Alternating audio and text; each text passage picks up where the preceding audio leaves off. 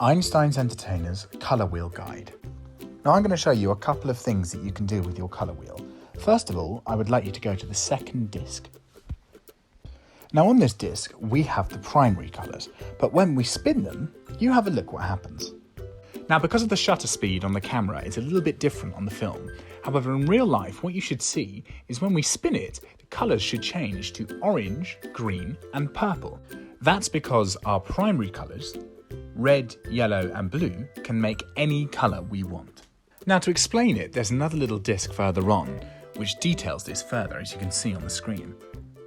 And there's also some fantastic optical illusions.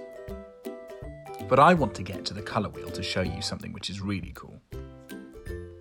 Now with our colour wheel disc, if we were to spin it really quickly, we would end up with white. That's because if you mix all of the colours together, you end up with white light. However, because of the shutter speed again on our camera, it'll turn like a grey sort of blue. But to demonstrate this further, I'm going to show you with our rainbow glasses here and the torch on our phone. Now you have a look what happens when I put the rainbow glasses over this camera's lens and we look at the light on the phone. Can you see that?